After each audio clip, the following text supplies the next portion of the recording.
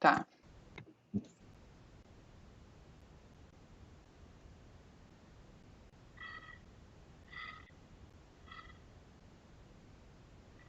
Transmissão iniciada.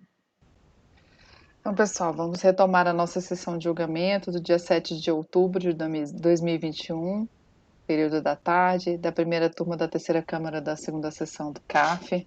Presentes os conselheiros João Maurício Vital, Wesley Rocha, Mônica Renata Melo Ferreira Estou, Fernanda Melo Leal, Flávia Lilian Selmer Dias, Letícia Lacerda de Castro, Maurício Dauri Tim do Vale e Sheila Ares Cartacho Gomes, que votarão nessa sequência, informando que a doutora Mônica está substituindo uma vaga que ainda não foi preenchida aqui no colegiado e permanecerá conosco durante toda a sessão. Nós fizemos todos os processos com sustentação oral prevista para o período da tarde, então vou dar seguimento à ordem normal da pauta. Nós temos o item 80, Luiz Carlos Fernandes Afonso, é um processo de relatoria da doutora Fernanda. Esse processo saiu em vista na sessão passada para o conselheiro Wesley Rocha. A relatora votou por afastar a decadência e negar provimento ao recurso. Iniciada a votação, acompanhou a relatora, no caso foi a votação completa, né? Não foi só pelo conhecimento, acompanhou a relatora o conselheiro João Maurício Vital. Pediu vista ao processo o conselheiro Wesley Rocha. Não votaram os demais conselheiros. Nós tivemos uma mudança de colegiado, a doutora Mônica não estava conosco na sessão passada, então eu vou pedir para que a doutora Mônica faça um resumo completo do processo, para que a doutora Mônica possa se inteirar do caso, e aí em seguida eu passo para o doutor Wesley, que pediu vista. Pois bem, nesse caso trata-se de impugnação apresentada pela contribuinte contra auto de infração, folhas 612 a 613, por meio da qual se exige um crédito tributário ante omissão de rendimentos caracterizados por depósito bancário de origem não comprovada. O contribuinte, ele foi presidente da Petros, tá? E foi denunciado pelo Ministério Público Federal por gestão fraudulenta no bojo da Operação Recomeço. Ele comunicou a saída definitiva do país a partir de 8/7 de 2015, e sendo assim, a comunicação, todas as intimações foram feitas por meio da procuradora indicada pelo mesmo, doutora Fernanda Pinascimento Serralha. Cientificado do lançamento tributário, conforme a AR de folha 614, o contribuinte apresentou impugnação, alegando em síntese que foi intimado a apresentar documentos que comprovassem a origem de alguns depósitos efetuados em sua conta bancária junto ao Banco do Brasil, foi concedido o prazo de entrega, alega que entregou documentos comprobatórios que, em tese, supririam a origem dos valores recebidos, apesar de ter entregue os documentos solicitados pelo auditor fiscal dentro do prazo que foi concedido, teria sido lavrado o auto de infração mesmo assim, por falta de comprovação de origem. Por outro lado, a fiscalização empreendida contra o recorrente foi encabeçada pela DRF Curitiba, sendo certo que todas as intimações e notificações foram... Só um minuto.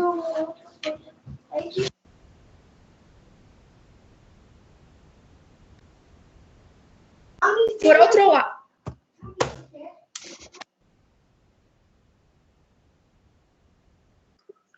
Doutora Fernanda, não se preocupe, podemos aguardar e compreendemos a situação, fique tranquilo. Se quiser... Aliás, até nos divertimos com ela, pode ficar despreocupado. Dado o chilique, continuemos.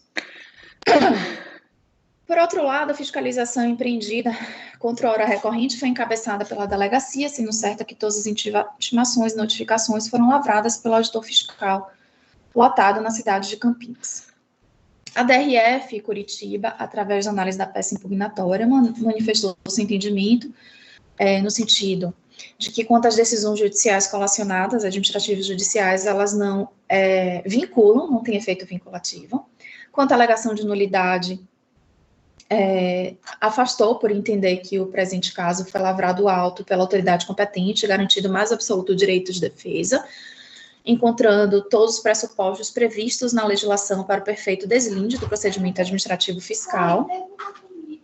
Quanto aos depósitos bancários de origem não comprovada, vale reiterar que o lançamento foi feito com base no artigo 42 da Lei 9.430, e aí, analisando o caso concreto, trouxe tanto a fiscalização quanto a DRJ, a análise de todos os depósitos, né, que foram considerados como omissos.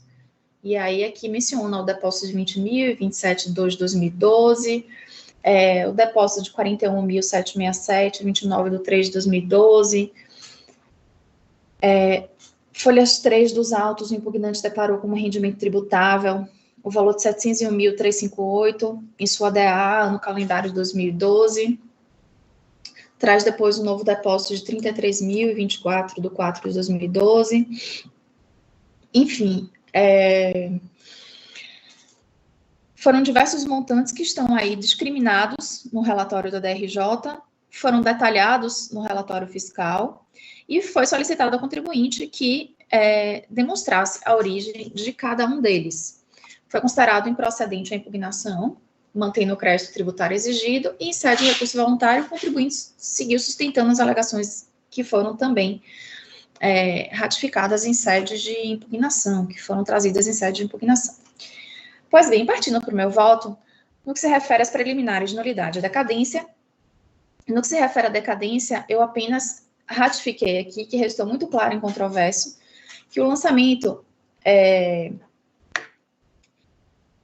relativo aos anos de 2013 e 2014, em relação à ocorrência da decadência tributária, não houve alegação de decadência para este período, restando tão somente para os anos calendários de 2013 e 2014 o questionamento referente à aplicação da multa simultânea, de ofício com a isolada. Eu só fiz esclarecer isso aqui novamente, que já estava posto na decisão de piso. Então, repita-se assim que o presente lançamento versará tão somente quanto a suposta decadência dos créditos tributários relativos aos anos de 2012 e sua correspondente multa de ofício, bem como a regularidade da aplicação simultânea da multa de ofício com a isolada para os anos calendários de 2012 e 2014. Assim, no tocante aos fatos geradores ocorridos em 2012, eventual lançamento tributário somente poderia ter sido efetuado a partir de janeiro de 13. Logo, a contagem do prazo decadencial começa a fluir a partir do primeiro dia do exercício seguinte, ou seja, 1º de janeiro de 14, encerrando-se em 31/12 de 18. Portanto, considerada a conduta dolosa do contribuinte tendo sido regularmente cientificado o lançamento em 6/11 de 2018, constata-se que, de fato, não pode prosperar o argumento do impugnante, pois a decadência somente seria efetivada após 31/12 de 18. Isso para o ano calendário de 2012. Então, eu ratifico o entendimento de piso de que a decadência, ela deve ser afastada. Quanto à nulidade, também entendo que o contribuinte teve todos os seus direitos de defesa devidamente reservados e garantidos. O procedimento fiscal cumpriu todas as etapas. A notificação fiscal está completa e clara, o contribuinte teve acesso a tudo. Então, assim, entendo que não merece acolhimento essa preliminar levantada. No que se refere aos depósitos bancários, eu aqui trago no meu voto o detalhamento novamente de cada lançamento considerado como omisso pela autoridade lançadora e a falta de justificativa para cada um deles, né? Então, eu, de fato, entendo que deve ser mantida, tá? Quanto à qualificação, que aí entendo que foi o principal ponto de desconforto no momento do julgamento do presente processo. Então, eu vou discorrer só um pouquinho mais apenas a qualificação da multa, até porque foi o objeto principal de contestação, e acho que merece um pouquinho mais de reflexão para justificar o motivo da manutenção da qualificação da multa de acordo com o entendimento da presente relatora. Pois bem, quanto à qualificação, assim como no outro processo, alguns que eu trouxe essa reflexão, eu trago algumas ponderações. Como não poderia deixar de ser um Estado democrático de direito, o Conselho dos Contribuintes tem mantido a presunção de boa-fé e inocência dos contribuintes no julgamento de casos em que a fiscalização impõe sanções qualificadas. Vale ressaltar que essa posição possui total respaldo constitucional, pois está fundamentada em princípios que consolidam os alicerces do direito penal, tais como presunção de não culpabilidade ou legalidade, além da devida incumbência do ônus da prova. Em outras palavras, é o órgão acusador que, de fato, deve provar incontestadamente a ocorrência da fraude e sonegação ao conluio, e não o inverso. O inciso 2º do artigo 44 do 9.430 cuida de infração subjetiva de caráter doloso. Os artigos 71, 2 e 3 da Lei 4.015-2, aos quais se refere o dispositivo, definem 3 ilícitos em que os infratores dirigem a sua vontade, com o escopo de impedir ou retardar o conhecimento por parte da autoridade fazendária da ocorrência do fato gerador do tributo ou das condições pessoais do contribuinte que afetem o tributo, sonegação. Impedir ou retardar o próprio acontecimento tributário ou excluir ou modificar suas características, a fim de reduzir o tributo devido ou diferir o seu pagamento, fraude. Ou realizam um ajuste doloso entre 2 ou mais pessoas visando os efeitos da sonegação ou fraude, o conluio. A gravidade das condutas dolosas descritas no inciso 2º do 44 justifica o percentual exacerbado da multa. A sanção deve ser proporcional ao ilícito cometido e desestimular a sua prática, para que se realize a sua função repressiva e punitiva. Entendo que não se revela concetâneo com o ideal da justiça tributária penalizar em patamar semelhante o contribuinte que deixa de pagar ou de declarar o tributo sem intuito doloso e o contribuinte que sonega, frauda ou age em conluio. Assim, a resposta do ordenamento jurídico à sonegação, à fraude e ao conluio deve ser muito mais forte do que a resposta aos ilícitos menos gravosos. Não se pode olvidar que a sonegação, fraude e o conluio acarretam o enriquecimento ilícito do contribuinte. Para solucionar esse impasse, cabe recorrer ao princípio da razoabilidade, cuja essência é guardar uma relação congruente entre a medida adotada e o fim a que ela pretende atingir. Nessa senda, o percentual de 150% a título de multa. Nos casos de sonegação, fraude ou conluio, entendo ser razoável, sim, justamente porque se dirige a reprimir condutas evidentemente contrárias, não apenas aos interesses fiscais, mas aos interesses de toda a sociedade. Convém mencionar que, além do abuso de direito, figuras como abuso de forma e fraude à lei são geralmente invocadas pela doutrina para contestar planejamentos tributários, mas diferem entre si. O abuso de formas compreende a ação que descaracteriza a forma do negócio. A figura que tem origem no ordenamento alemão está prevista expressamente na ordenação tributária alemã como critério para desconsideração dos atos do contribuinte. Segundo Schwer, o abuso de formas implica a adoção de uma estrutura irrazoável do negócio, tal qual previsto pelo direito privado. O autor explica que quando o legislador prevê hipótese tributária sobre um fato jurídico cuja forma é prevista pelo direito privado, essa forma utilizada de forma não usual pelo contribuinte, a forma seria abusada. O negócio jurídico poderia ser desconsiderado para fins tributários pela aplicação do abuso de formas. Parável, o abuso de forma significa desnaturar elementos essenciais do negócio jurídico, ou seja, há uma modificação de um requisito que lhe é essencial. Por fim, Luciano Amaro refere que o abuso de forma seria a utilização pelo contribuinte de uma forma jurídica atípica, anormal ou desnecessária para a realização do negócio jurídico que fosse adotado de forma normal, teria um tratamento tributário mais oneroso. Pois bem, do exposto, ainda que possuam estrutura e sistemática de aplicação similares, as figuras do abuso de direito, de fraude à lei e de abuso de forma são diferentes. O abuso de direito implica a violação do fundamento de uma regra, o abuso de forma, a desnaturação da estrutura do negócio jurídico, e a fraude à lei é a violação indireta de uma outra regra, pois o agente se utiliza de uma regra para contornar outra regra imperativa do sistema. A despeito de defender que as operações tenham se dado às claras, concordo plenamente que evidencia-se a intenção dolosa de seu agente, a vontade de querer o resultado ou assumir o risco de produzi-lo. É o elemento subjetivo a qual encontra-se caracterizado no presente caso.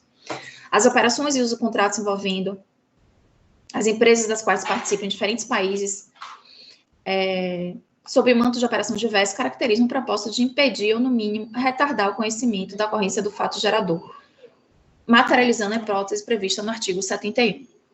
Portanto, eu mantenho o agravamento da multa no presente caso. Quanto à multa isolada, eu aqui trago o estabelecimento legal. A DRJ entendeu que não existia razão impugnante, os rendimentos devem sofrer o recolhimento mensal, são obrigações distintas, independentes, que o contribuinte deve, através de Carnê-Leão, o contribuinte deve cumprir. Tá? Então, sendo assim, com foco nos festejados princípios supracitados, baseando no quanto exposto pela DRJ de forma clara, objetiva e detalhada, entendo que devem ser rejeitadas as preliminares e, no mérito negado, o provimento do recurso voluntário, mantendo a decisão de piso na sua integralidade. É como voto, senhores. Obrigada, doutora Fernanda. Eu vou passar a palavra para o doutor Wesley. Bom, fazendo a análise, né, das alegações do recorrente, em que ele aduz, de forma extensa no seu recurso, toda a operação. Em primeiro lugar, ele cita que a decadência deveria ser reconhecida, né, porque aplicaria-se o artigo 150, parágrafo 4º do CTN. Entretanto, como acusação, nós temos aí a interpretação que a acusação dolosa, né, ela segue a regra do 173, afasta-se a decadência. Nesse sentido, eu concordo com a relatora, porque num segundo momento, e aí tive a oportunidade de ler um pouco mais e estudar sobre o tema, né, foi realizada a autuação em razão de uma delação premiada, e aí, sem problema citar aqui a questão da delação feita por Joesley Batista ao presidente da Petros, na época em que cingiu a sua atuação. E foi criada uma trust, essa figura jurídica que não existe no nosso ordenamento jurídico até então, surgiu na Inglaterra e com diversos... Só um segundo, pessoal.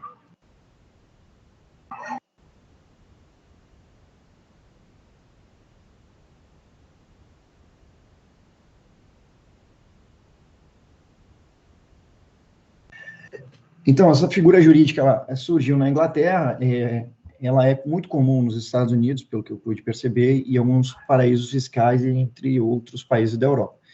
Ela visa blindar o patrimônio, ela visa constituir um formato de administração do patrimônio, né, de terceiros, no sentido de garantir ou uma remuneração ou uma divisão desses valores ao longo dos períodos, tanto de vida da pessoa, quanto das suas próprias gerações futuras. Por que eu falo isso? Porque, normalmente, pelo que eu percebi, não são valores baixos que são alocados nesse tipo de operação, né, de bens. Então, são valores bem consideráveis. E uma das argumentações trazidas pelo contribuinte foi de que ele não sabia que alguns bens teriam sido alocados e depositados, né, e alega que um trustee é que faria essa administração e não ele, não teria acesso e nem possibilidades de gerenciar, né, esses bens, enfim. E, de fato, nesse sentido, até possui razão o recorrente, né? O trust ela é configurada por três figuras, né? O instituidor, que se chama grantor, acho que ele configura essa trust, e tem o trustee, que é o que administra, que é o contratado para fazer acompanhamento, pagamentos e operações.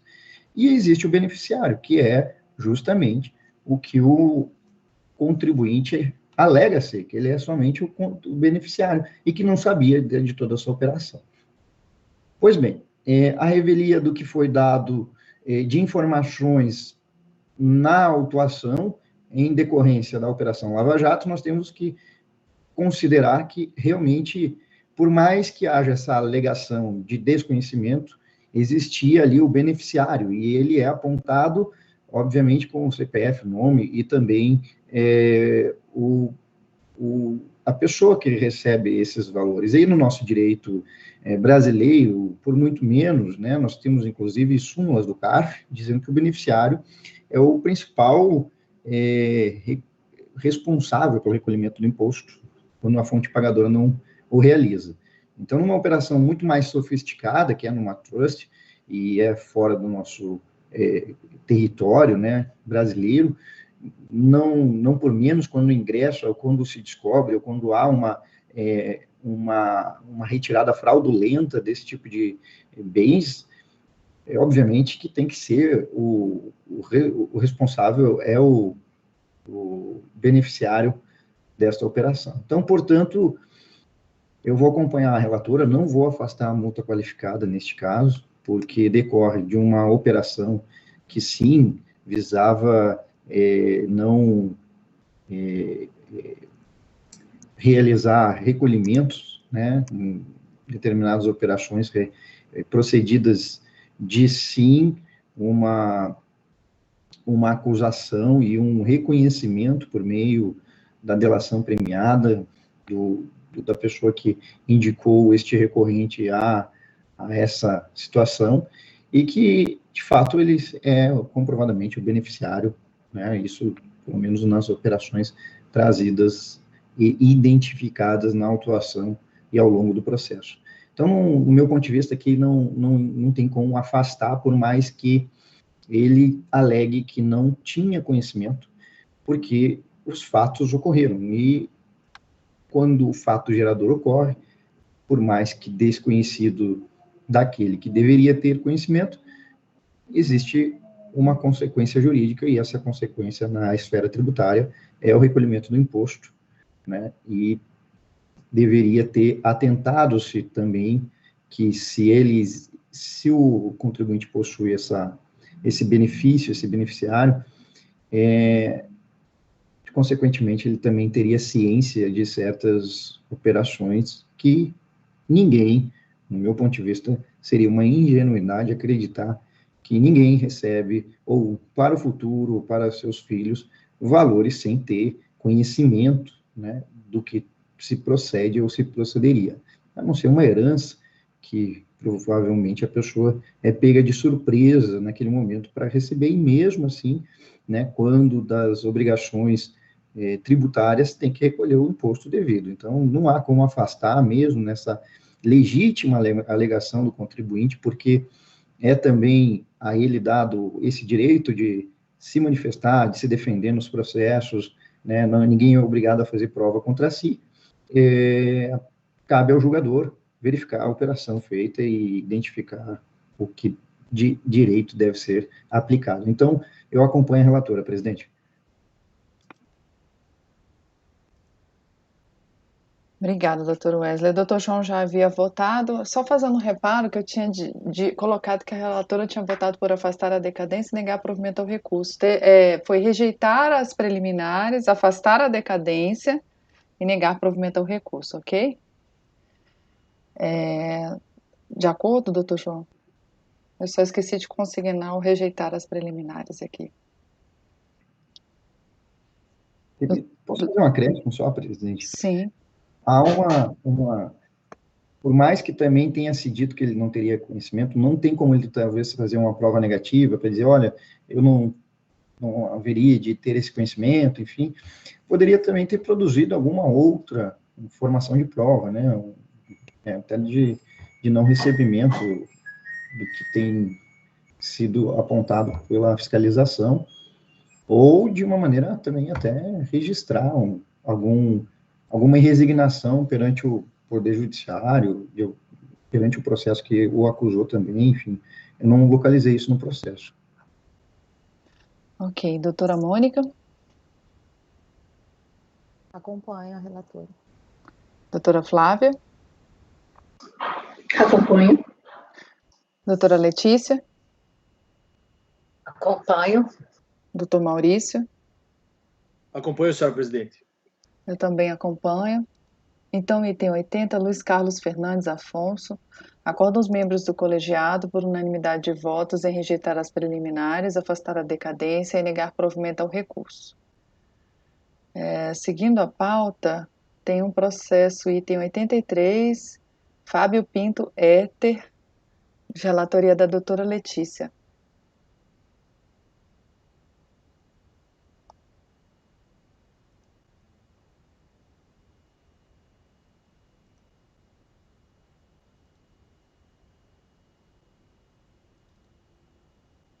Bom, vamos lá.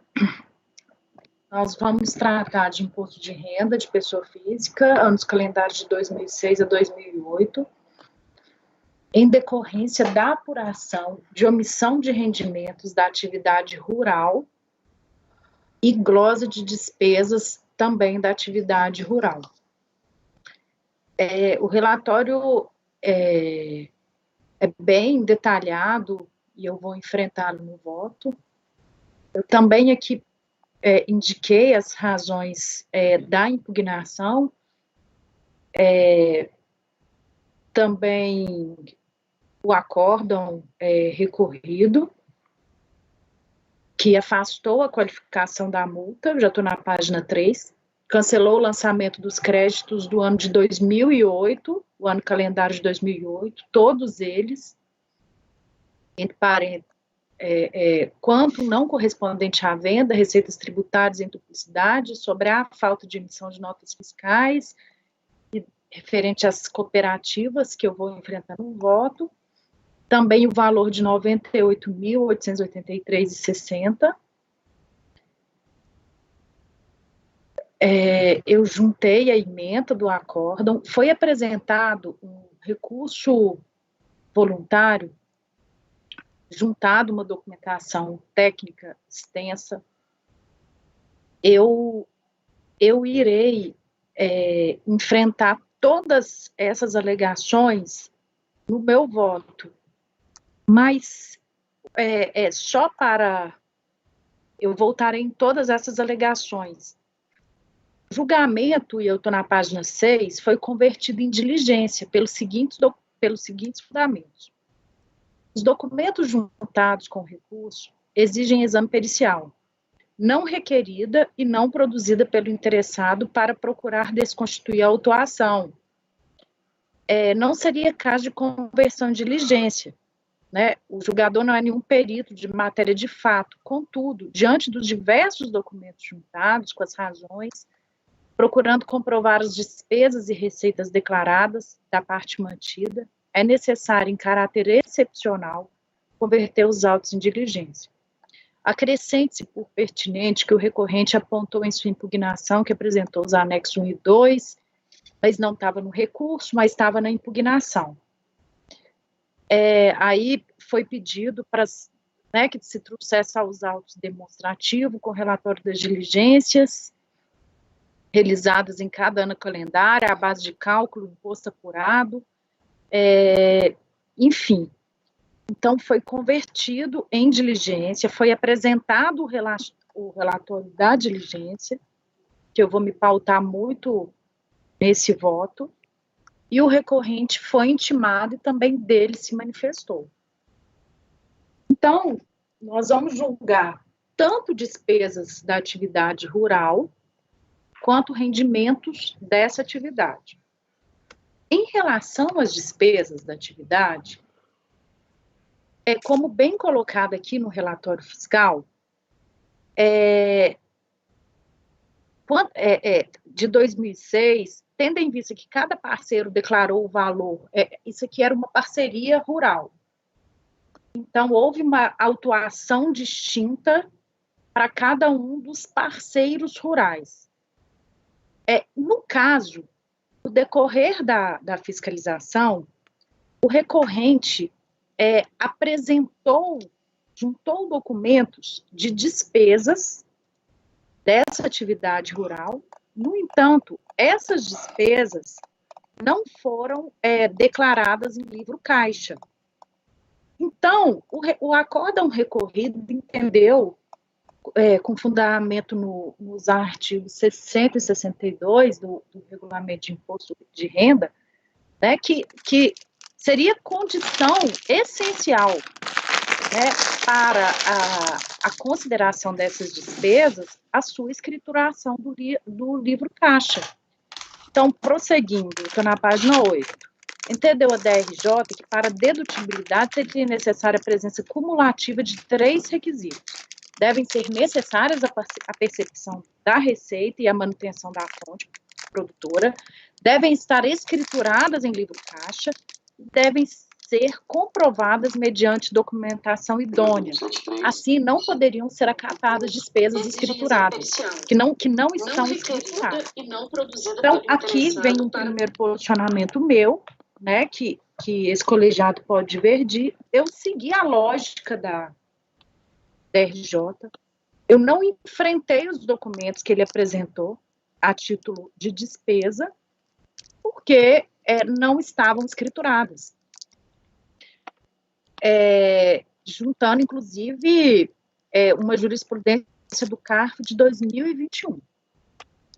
Eu também coloco aqui que a diligência, né, que o processo foi baixado em diligência, a diligência também não enfrentou esses documentos, né, porque ele seguiu essa linha, falou, olha, nunca teve escrituração, que é um requisito, então, nós não demos um passo adiante, né, se essas despesas seriam ou não necessárias para a atividade rural. Então, eu mantive o acórdão da DRJ.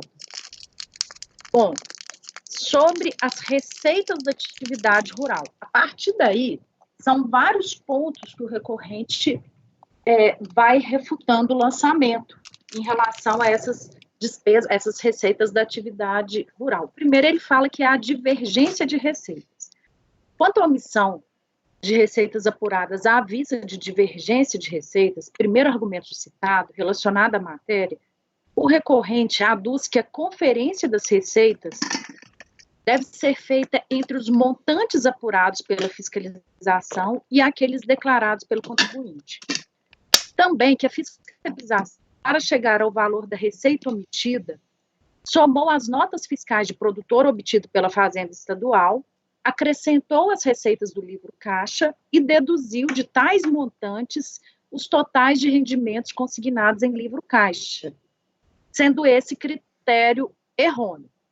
Aí eu cito o relatório fiscal. Contudo, os valores consignados nos livros caixas sequer guardam equivalência com os valores informados nas declarações dos parceiros, sendo que os valores informados nas declarações de imposto de renda pessoa física encontram-se majorados nos anos de 2006 e 2008, em relação aos informados nos livros caixas, reduzindo-se a omissão de rendimentos da atividade rural da parceria para R$ 1.923.757,09 centavos e R$ 4.272.392,26 nos anos calendários de 2006 e 2008, respectivamente, conforme demonstrado a seguir. Já no ano calendário de 2007, o livro caixa indicou rendimentos superiores aos declarados pela parceria rural. Contudo, no levantamento feito pela fiscalização, verificou-se que as receitas eram ainda superiores a informadas no livro caixa, resultando na omissão do valor aqui de mais de R$ 2 milhões. Então, em relação a essas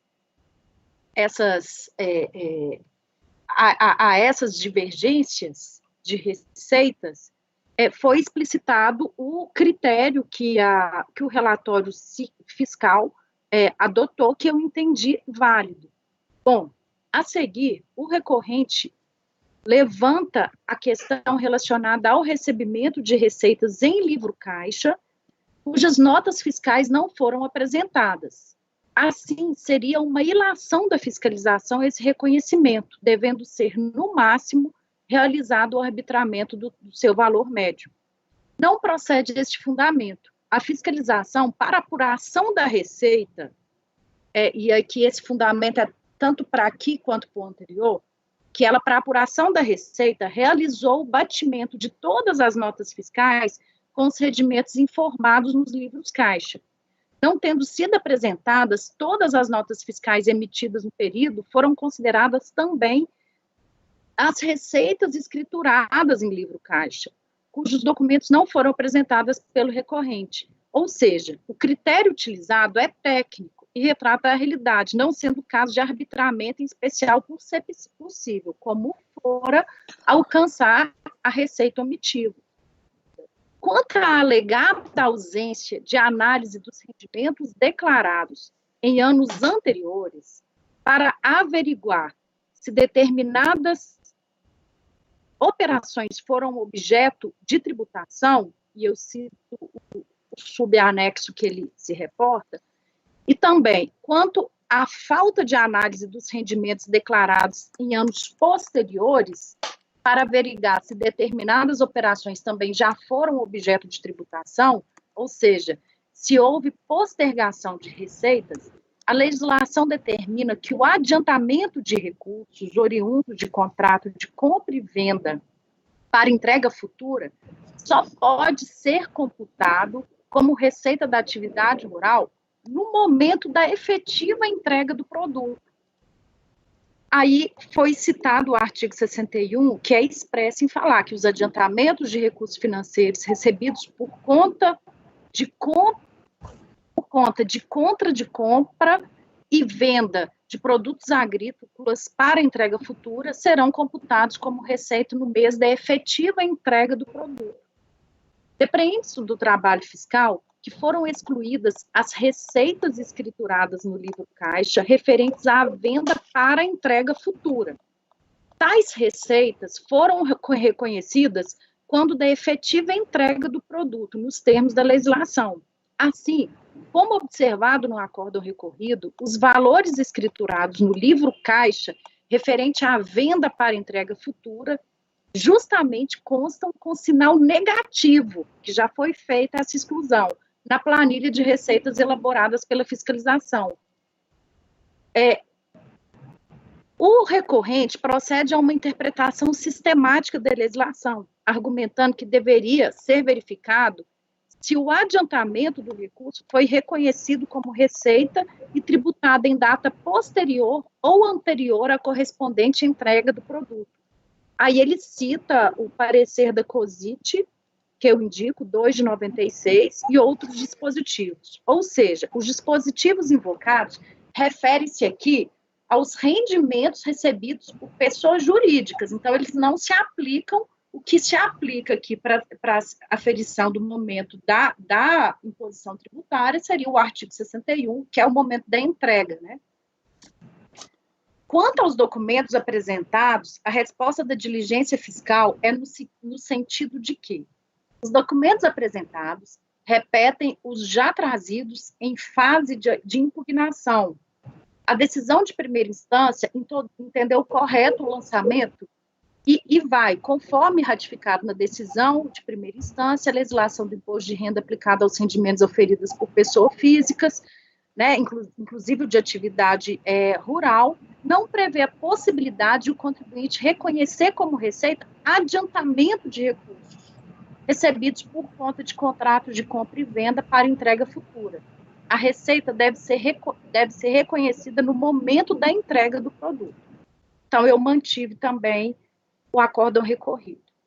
Agora, em relação aqui, que houve uma alteração da decisão de primeira instância, em relação ao tratamento legal das vendas a prazo, que o recorrente sustenta que no ano calendário de 2006 foi embutido operações de venda na coluna valor e na coluna diferença apuraram e tributaram valores só recebidos em 2007. Já em relação ao ano calendário de 2007, indica que há valores só recebidos em 2008.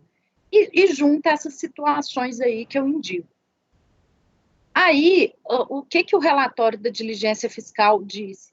Se em relação a vendas para entrega futura, a norma específica deve prevalecer, não comportando a interpretação sistemática sustentada pelo contribuinte, quando se trata de venda a prazo, o reconhecimento das receitas deve se dar à medida do recebimento de cada parcela, citando os dispositivos, que os documentos da situação 6 e 7 referem-se a notas de venda de produto rural com as respectivas contranotas, correspondentes aos anos calendários de 2006 e 2007, que o contribuinte alega ter recebido em ano calendário diferente do considerado pela fiscalização. Solicita a exclusão de 153 mil aproximadamente em 2006 e 815 aproximadamente em 2007.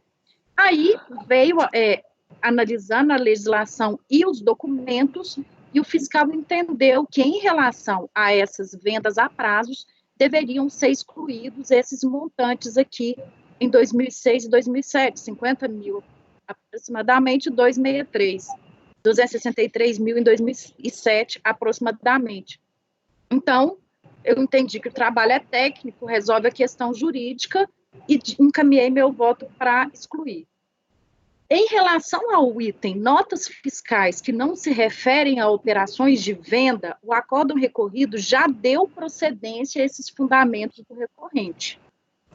Já em relação ao item que suscita o cômputo de receitas de vendas tributadas em duplicidade, citando que no ano de 2008 perfaz o montante tal, e também adiante em seu recurso que em relação ao ano de 2007 a duplicidade de tributação ex officio, indicando o produto e sustentando a seguir que tais bens já foram objeto de tributação de outro processo administrativo, esse que eu cito aí no final de 2010-60, e que ainda, em relação ao ano calendário de 2007, a tributação indevida, por ter sido indicado na coluna valor do relatório fiscal, venda informada no livro caixa, sem emissão de nota fiscal de produtor e sem identificação do destinatário, sustenta também que os bens foram alienados pelos parceiros na integralização do aumento de capital, formalizado em maio de 2007 na empresa Herter Cereais Limitada,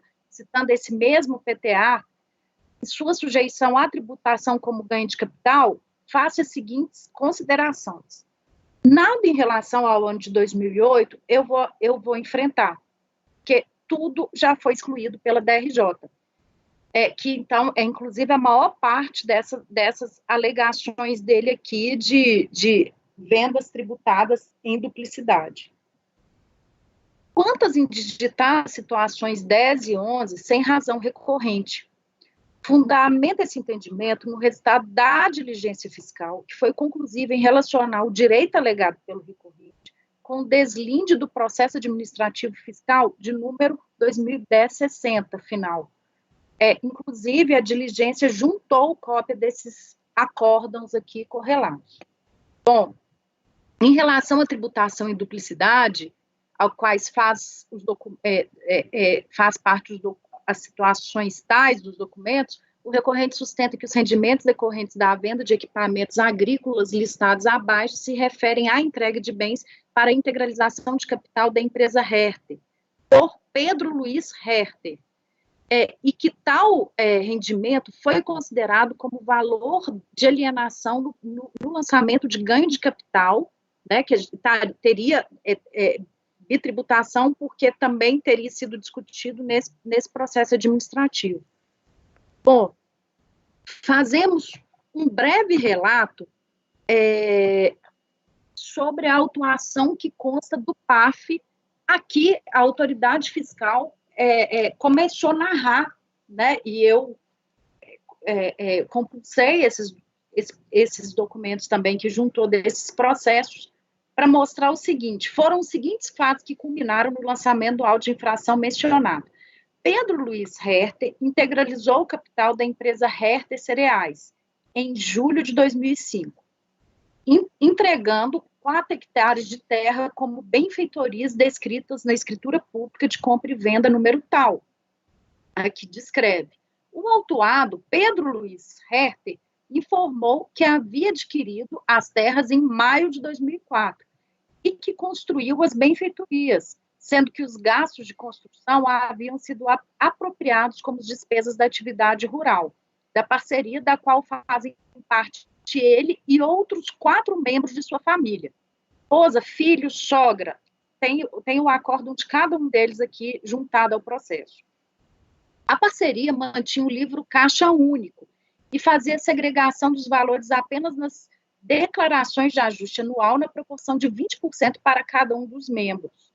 A fiscalização entendeu que o bem pertencia apenas a Pedro Herter e que as despesas com benfeitorias não poderiam ter sido utilizadas por toda a parceria e procedeu ao lançamento, agregando as despesas de construção ao custo de aquisição das terras.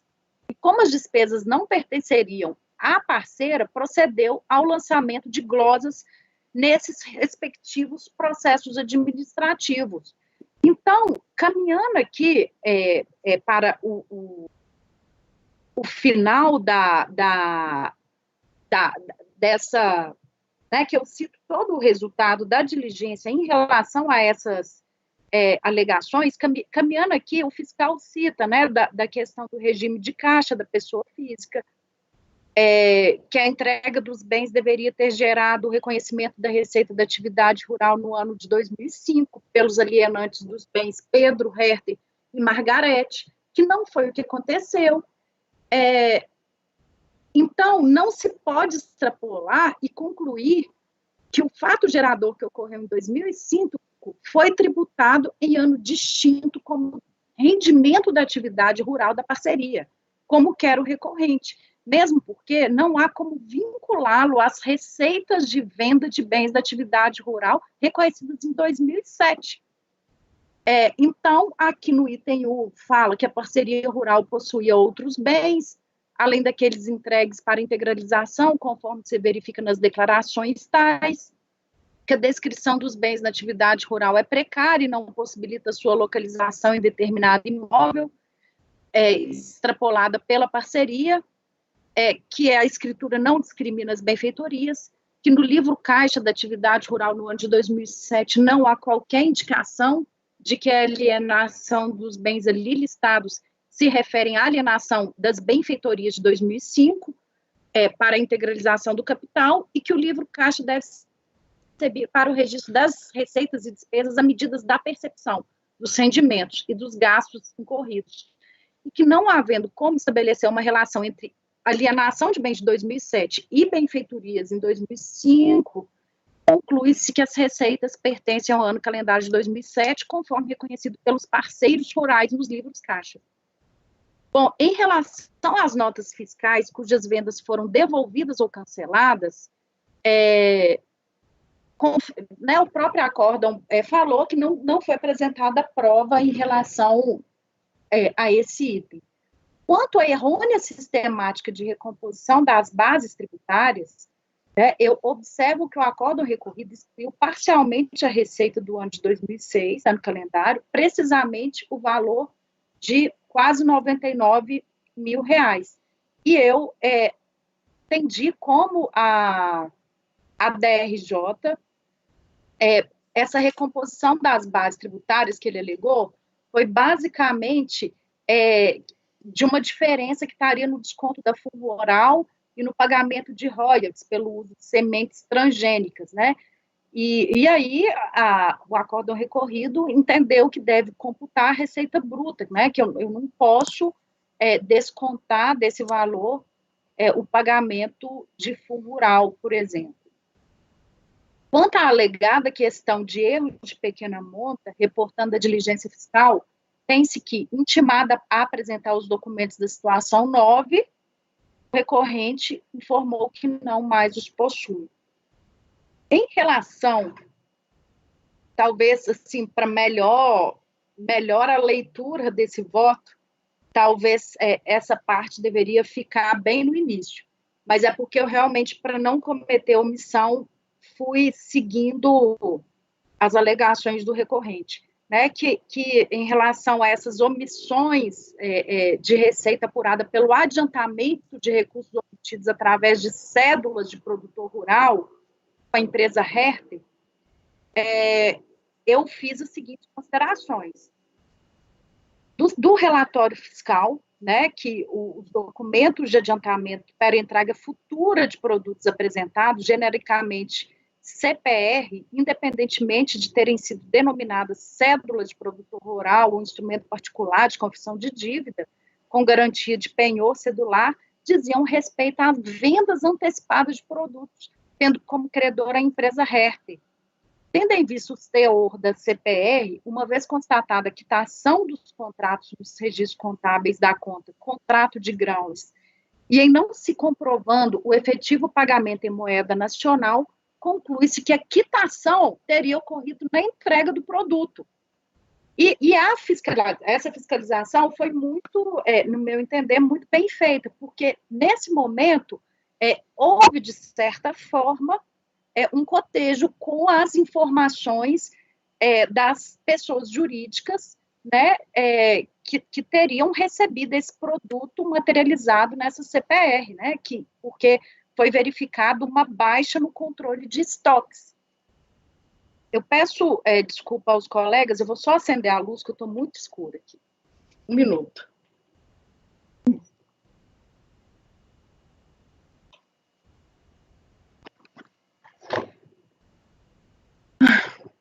Desculpa, continuando. Bom, o recorrente sustenta em seu recurso que a CPR foi regulamentada pela lei tal, que é um instrumento de venda a termo, que o produtor rural vende antecipadamente certa quantia de mercadorias, recebendo o valor negociado no ato da venda, compromete-lhe entregar na data e no local acordado, né? E ele vai seguindo as alegações dele.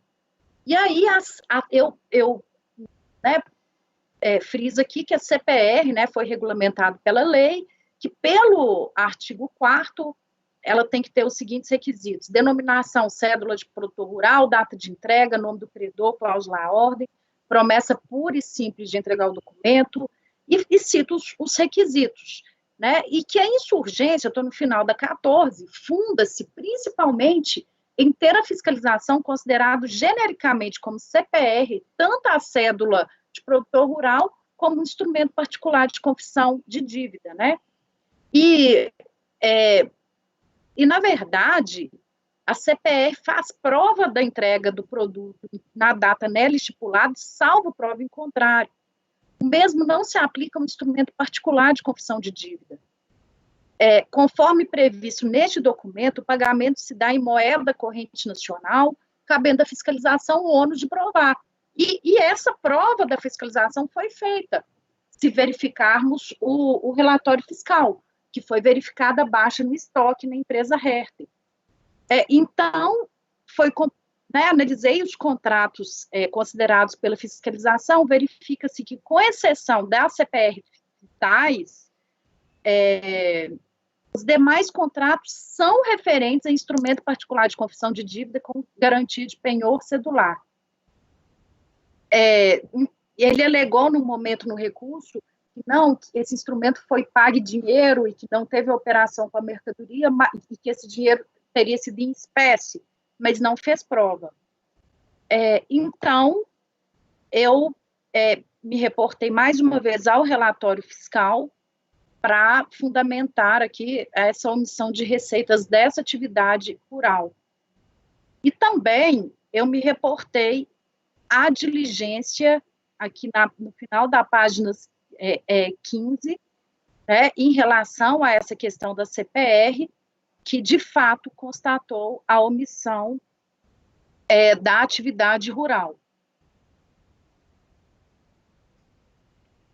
Sobre a omissão aqui na página 16, final, sobre a omissão de receita nas operações com a empresa Bung Alimentos, analisando-se as notas fiscais de produtor e nota fiscal de entrada emitida pela empresa, verifica-se que o contribuinte procedeu à entrega de produtos em 2006, quando a empresa, então, emitiu as notas fiscais de entrada. Como já esclareci nesse voto, os adiantamentos de recursos financeiros recebidos por conta de compra de contra e venda de produtos agrícolas para entrega futura serão computados como receita na efetiva entrega do produto, né? Então, eu, mais uma vez, me reportei ao acórdão recorrido aqui, anuindo com esse fundamento. Quanto à tese de que deveria haver o conhecimento de fenômenos, agora caminhando para o final, conhecimento dos fenômenos físicos, e também a análise individualizada, ou intitulada Testes de Realidade, eu também afastei, né? O contribuinte falou que a técnica não foi correta, deveria ter havido testes de realizado. Então, eu falei, eu mencionei no voto a farta documentação, o cotejo imenso de provas para essa autuação, e que não se trata de análise de apenas uma fonte probatória, mas de todo um cotejo, confrontando com documentos fiscais de terceiros, né, que se fundamentou. Então, eu voto para excluir da base de cálculo as receitas de 2006 no valor de 50.787 e em 2007, 263.350, nos termos do relatório da diligência fiscal. Aqui, encaminhei meu voto seguindo, né, esse entendimento da fiscalização. E aqui, eu apenas copiei para os conselheiros, embaixo do meu dispositivo, em relação a esse cálculo, né, que foi procedido, né, no relatório fiscal, procedeu-se a um cálculo, no caso do demonstrativo dos débitos, e que o recorrente, ao se manifestar, apontou alguma divergência nesse cálculo, que eu não fiquei convencida, mas que talvez eu peça para vocês melhor analisar, talvez com um pedido de vista e verificar esse valor desse cálculo aí que ele está cotejando. Mas é assim meu voto, é como eu voto, senhora presidente.